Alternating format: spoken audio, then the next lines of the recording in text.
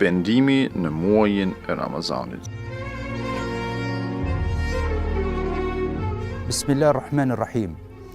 Prej shumë gjërave të cilat Allahu i Madhërisht ja u ka dhëruar besimtarve dhe besimtarit, është që përgjatë këtij muaji të madhërisht të Ramazanit të kërkohet falje, sepse Allahu xhalleshanu thot: Inna Allaha yuhibbu at-tawwabin, se me të vërtet Allahu xhalleshanu i don penduesit. Pra, është një mundësi e artë që ne përmes këtij muaji të madhërisht të Ramazanit të pendohemi tek Zoti i plotfuqishëm.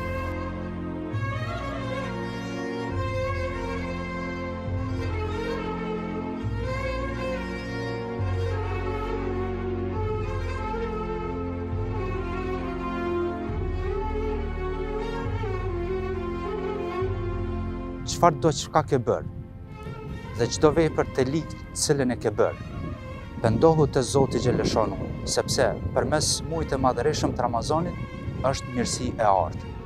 Thot Allahu xhaleshanu në Kur'an: Thuaj, o robrit e mi, të cilët e keni ngarkuar veten tuaj me gjunahe, la taqnatu min rahmatillah, mos e humbni shpresën tek Zoti xhaleshanu, se me të vërtet Allahu xhaleshanu fal. Prandaj, është muaji madhërisht i Ramazanit dhe përmes këtij muaji ne duhet të pendohemi tek Zoti fuqiplot.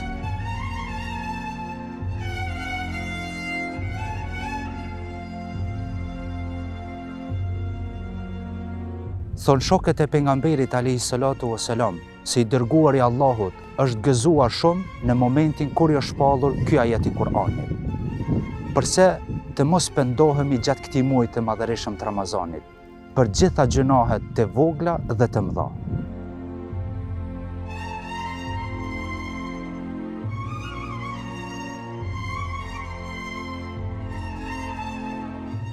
Allahu xhaleshanuhu në surën An-Nur thot: "Wa tubu ila Allahi jami'an ayyuhal mu'minuna la'allakum tuflihun." Pendohuni të gjithë tek Zoti i lartëmadhërisht. Përse të mos pendohemi te Zoti? Për këtë mirësi që Allahu xhaleshanu na i ka dhënë. Përmes këtij muaji të madhërisht të Ramazanit kemi mundësi që ne të pendohemi tek Allahu fuqiplot.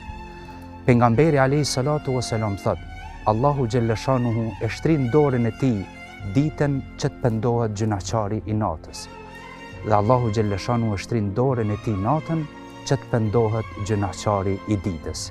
Në fund, e lutim krijuesin e gjithësisë që të na pranon pendimin dhe të na falë me mëshirën e tij.